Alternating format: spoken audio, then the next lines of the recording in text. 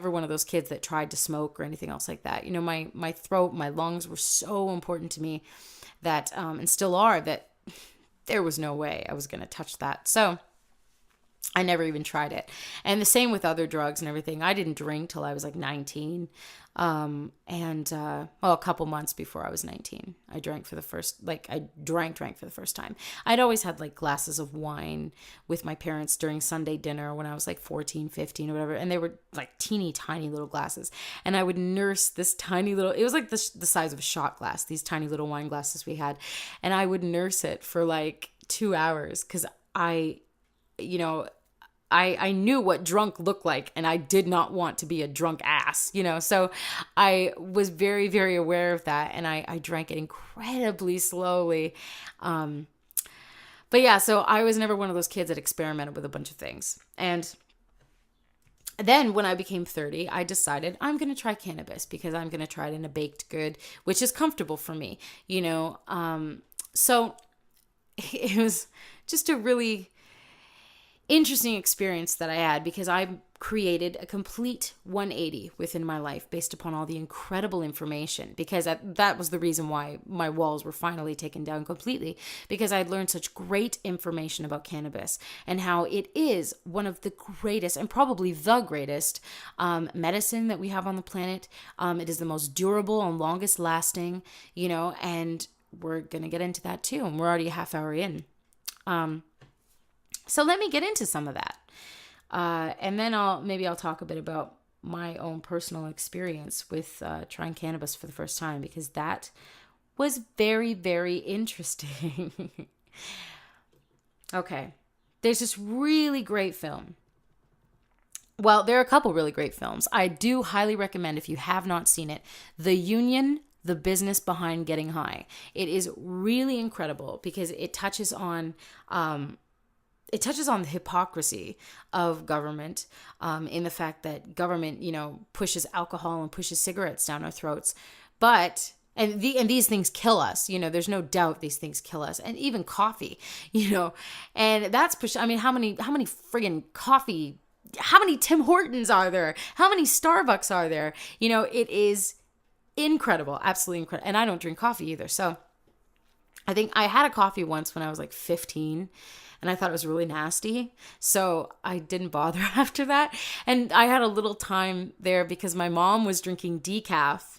When I was like 21, 22, for about a year, I was drinking decaf. And then I just got over it. Like probably for about a year, I was drinking decaf. And then I started drinking decaf and putting ice into it. And that was really good. And then I was just like, why am I doing this? It's just okay. So... And I was just getting way too much sugar because I was putting tons of sugar and tons of cream into it.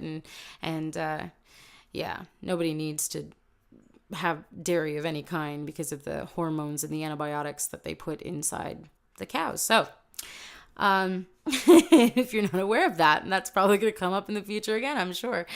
So I was never interested in the coffee thing, but it's amazing that the government pushes these things down our throats, and sugar and fast food. And turn on the TV, right? If you can stomach commercials for about 5 minutes, even 2 minutes, you'll see nothing but here's a McDonald's commercial, here's a Nescafe commercial, here's, this, that, and the other thing. Here's a, God, what is it? That rum, Captain Morgan or whatever it is. Here's a rum commercial, here's a vodka commercial. And actually, it's really funny now that I'm mentioning that. It's really funny because it's rare for me to watch TV. I tend to download stuff so I don't have to deal with commercials because it's awful. And actually, commercials piss me off. They make me very angry because I'm constantly yelling, why are people eating that? Why are you doing that? What are you doing? So I have to end up like muting the TV and leaving the room, or just shutting it off, because it's really not good for someone who questions everything. It is not good to watch commercials at all, in most Hollywood movies. In most Hollywood TV shows. So it was really funny because a few months ago, my partner and I were watching the Sunday night lineup, American Dad and Family Guy and stuff. And we were watching it on TV. And there was a commercial that came on about like this group of like 13-year-olds or whatever, 12 or 13-year-olds. And they turn to their one friend and they go, hey, you want to come outside with us and smoke a joint? That kind of thing, right? And the kid like walks away from it. And you see him walk away in some kind of uniform. It was like a hockey or a basketball uniform or something like that. Like just saying like, if you smoke marijuana, you're not going to be on the basketball team kind of thing, which I think is a very negative practice for us anyway, to have these competitive sports. Because someone always has to be winning and someone always has to be losing. And I think that's a really bad idea. So, that was really ridiculous to me. And I was laughing at the commercial. I was like, oh my God, marijuana is so good for you. It's ridiculous. More propaganda. I feel real bad for the 12-year-olds right now who are going to grow up thinking the same way that I did and not touch that stuff and not realize that there are incredible medicinal benefits. And it's probably one of the greatest medicines that we have on planet Earth. And, but it was funny. So this kid walks away in this sports outfit. And the very next, so sorry, I'm getting ahead. So, because it's funny. So this kid walks away in the sports outfit and it says, partnership for a drug-free America or whatever. And the very next commercial is like a Bud Light commercial. And I'm like, are you freaking serious? Are you kidding me? This is ridiculous. They are saying no to this thing that heals like everything under the sun, saying don't touch it, don't touch it. But the next commercial is propaganda for go to your beer store and buy a bunch of Bud Light, or whatever beer it was. It might have been Bud Light. It might have been something else. But, it was just ridiculous. And I was laughing at the screen and I said to Eric, do you see that? Do you see that? And he was like, yeah, I see that. I see that. Because he realizes the hypocrisy as much as I do. But I just want to throw that in there because it is funny and ridiculous. So a really great movie is The Union, The Business Behind Getting High, because it touches on the government stuff. It touches on the health aspect of it. If you want to look just at the health aspect and not so much the hypocrisy, and you want mere scientific, biological facts, then I highly recommend going to marijuanamovie.org or .com. I believe it's .org. And there's a movie that's to watch for free, to stream for free on there, called Medical Cannabis, or I think I wrote this down wrong. I believe it's called Medicinal Cannabis and its Impact on Human Health, or it's Medical Cannabis and its Impact on Human Health. Either way, if you go to marijuanamovie.org, it is the movie that's right there on the front page, I guess. Potential therapeutic effects of medical marijuana: Alzheimer's, Tourette's, fibromyalgia, hepatitis C, diabetes, osteoporosis, rheumatoid arthritis, sleep apnea, hypertension, incontinence, asthma, etc. It's really amazing because if you do watch this movie, Medicinal Cannabis and its Impact on Human Health, one of the doctors in the movie shows this list. The list is extensive, my friends. And why don't I read you a tiny bit of that list? I'm not going to read the whole thing. It really is incredibly long. I'm just going to go to one part of it here. Certain things that cannabis helps with. Okay.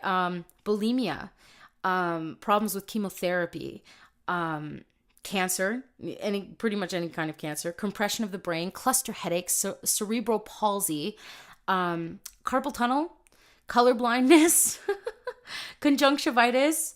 I think I said that wrong. Conjunctivitis. Okay, that's better. Eczema. I'm just looking for stuff that is something that I know.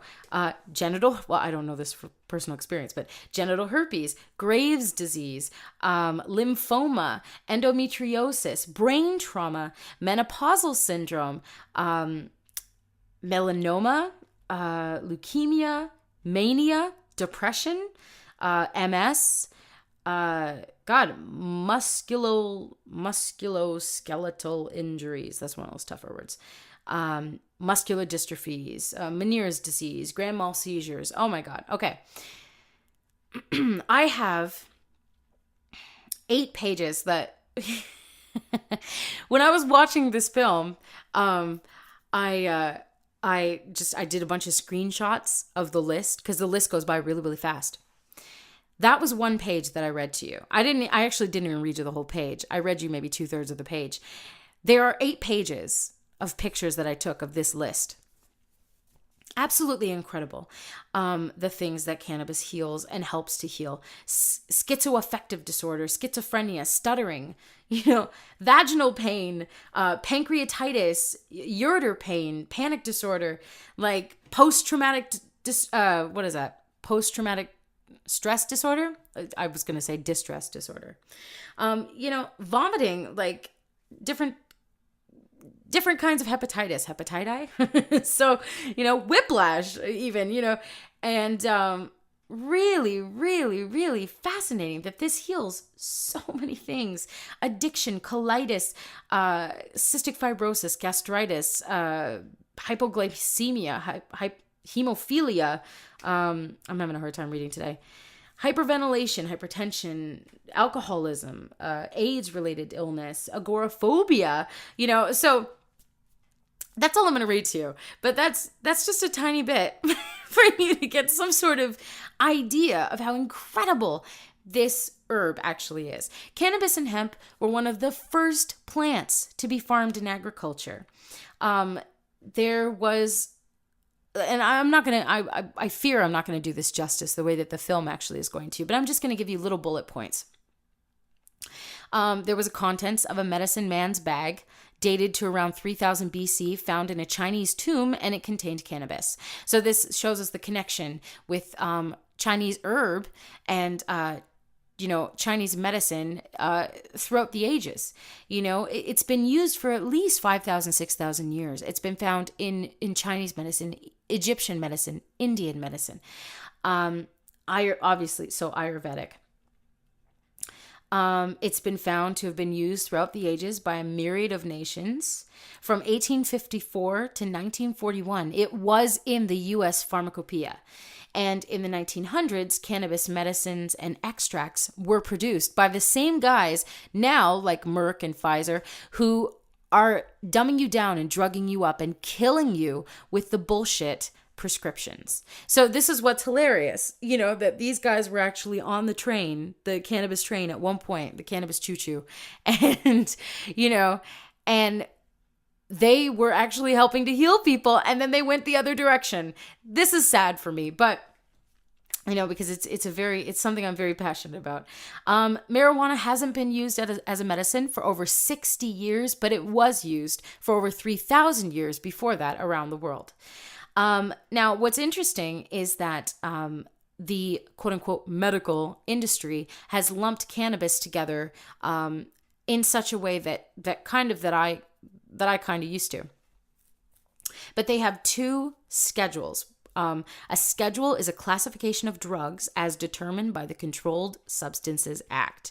Now, Schedule 1 is a category of drugs that are not considered legitimate for medical use. So they're not used in hospitals, and it's not generally, obviously, not prescribed. And you want to know what they are? Heroin, LSD, marijuana. Okay. Schedule 2, though, is a category of drugs considered to have a strong potential for abuse or addiction, but that also have legitimate use. So even though you could get addicted to them, doctors still prescribe them, and I don't know what Valium is or Percocet is, but I don't know what schedule it is, if it's even on the schedule, but, these guys use those all the time and prescribe them to people all the time. When really, you could just be prescribing cannabis for pain, and that helps so much, I can tell you from personal experience. But Schedule 2, the category of drugs that hospitals and doctors do use: opium, morphine, and cocaine. How backwards is that? Unbelievably backwards. All of those things should be gone. The LSD and the heroin obviously should be gone, and that's a Schedule 1 where they don't use. But marijuana? Probably the greatest medicine we have on this planet is not used in our hospital systems. And that tells you how sick and perverse the quote-unquote medical industry actually is. And yeah, it pisses me off. That's why I sound angry about this, because it does piss me off. We are living in a world where we are so propagated, like I said, by fast food adverts, and, go out and eat this garbage, go out and eat these chips, and eat this chocolate, and eat this fast food, and eat this junk food, and, take this drug, this drug, this drug, this drug, not even talking about the real effects, they say side effect